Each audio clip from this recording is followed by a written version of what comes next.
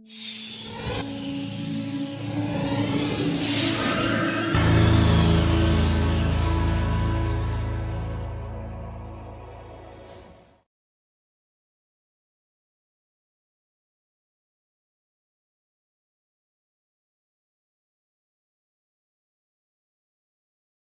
Angelina Rappa.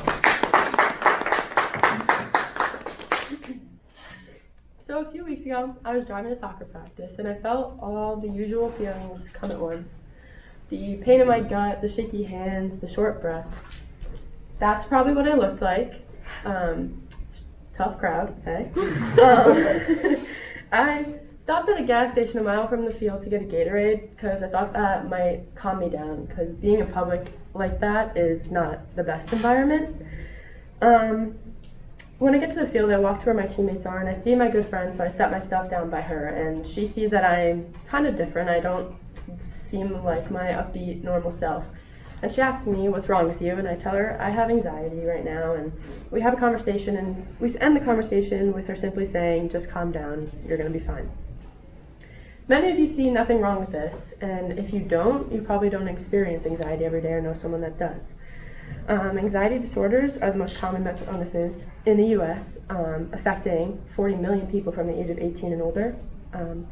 That many people suffer, and there are still so many individuals that are uninformed on how those like themselves make people with anxiety feel unconfident or uncomfortable every day. I think the biggest problem with that is that they've never been taught about anxiety, what it is, what people go through.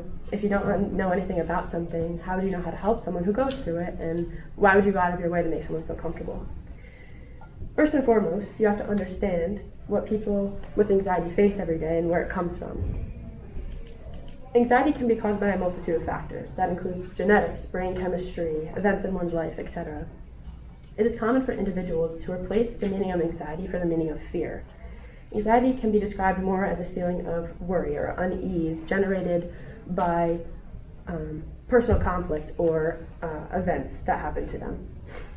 Fear can be explained more as the emotional state caused by external factors that cause danger or worry to someone's life or health. I can tell you, as someone with anxiety, it's extremely frustrating to hear, "You're not anxious, you're just scared."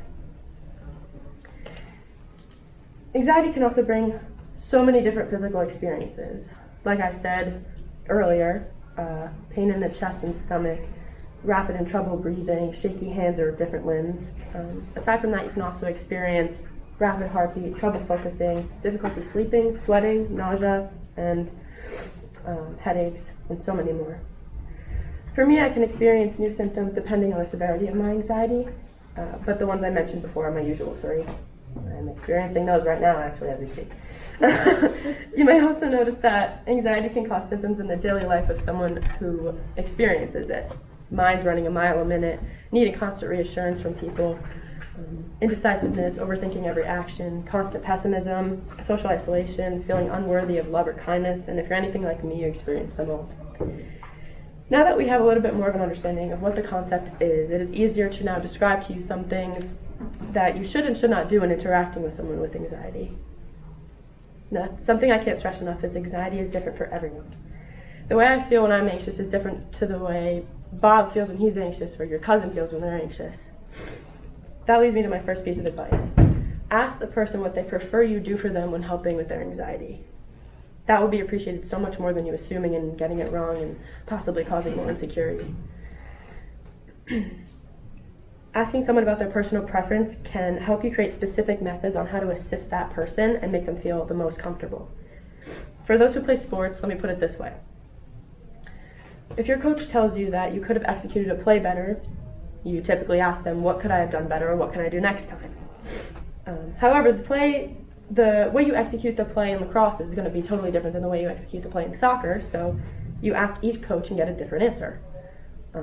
The play is specific to the sport as the method is specific to the person's needs. Peggy Turner from Michigan states that she likes to hear, "Can I get you anything?" and her husband to simply be there for her. However, Paul Colshaw from Liverpool states that he wants someone to just listen to him and be there instead of causing more insecurity by asking anything at all. These are completely different, which shows how important it is to ask. Even though needs are important, what you say to someone with anxiety is extremely significant, as it can affect how they feel about themselves and create, embarrassment about their mental illness. Starting with the question, what's wrong with you? Instilling in someone's brain that what they're feeling is incorrect can make them feel ashamed and about their mental illness when they can't control that they have one. They didn't ask for it.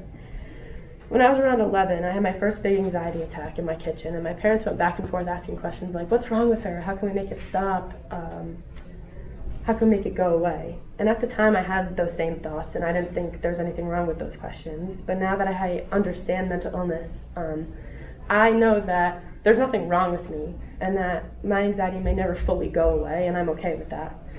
But the things people say to someone with anxiety can cause a lot of difficulty for them to make that milestone. Moving forward, registered nurse Jennifer L.W. Fink developed a list of things that anxious people hear that make their anxiety worse or make them feel more insecure. There were 2 that were listed separately that I feel go hand in hand, which are, why are you so anxious, and get over it. It's not a big deal. The question itself implies that there has to be a reason for anxiety, and sometimes there isn't. I can't count on one hand how many times I've had anxiety just because I needed to have it without there being a reason at all. The story I told in the beginning is a good example of that. It came out of nowhere. I was driving. What was wrong? Nothing. Anxiety can have a mind of its own sometimes, more like a lot of the time. As an alternative, Jennifer Fink suggests to establish an understanding with the person and let them know that you understand that they're having a hard time and that you're there for them. The reasoning behind it shouldn't matter. This connects to get over it. It's not a big deal because, again, it's extremely hard for someone to just get over their anxiety. For me, the process of stopping an anxiety attack can include meditation, breathing exercises, a conversation with my mom or someone I trust, conversation with myself, a call to my therapist, and honestly anything I can do in that moment to help myself. It's not exactly something I can just snap out of. One of the worst things you can do is invalidate their anxiety and tell them that what they're going through isn't a big deal or doesn't matter. Show support instead. Lastly, and probably the most important one to me, just calm down. Honestly, this statement fuels so much rage in me, and it doesn't come from the statement itself, but the fact that individuals are so uninformed on anxiety that they don't realize how little sense this statement actually makes. If you picture someone having an anxiety attack, telling them to calm down is not going to make it magically happen. I know you feel as though it could help, but it just creates more insecurity because that person wants to calm down more than anything else in the world at that moment. They need support, not someone stating the obvious. When someone says that crap to me, all I think of is, oh wow, I didn't think of that. Now, you ask, I've heard so many people ask, why should I go out of my way to make someone feel comfortable when it's not my issue? And the only thing I can say to you is I can't make you do anything. That's entirely up to you. Just know that every day the number of people with this mental illness is increasing. And one day it could be the majority of people and you may be the odd one out looking for comfortability. But let me tell you this, if more people made a conscious effort toward those with anxiety, maybe I wouldn't have to stop at a gas station when I have anxiety because I know the embarrassment and insecurity of being in a crowd will subside my anxiety. And maybe more people with anxiety would ask for support and help instead of resorting to things like drugs and suicide because they can't bear the insecurity or uncomfortability. I'll leave you with one more thing.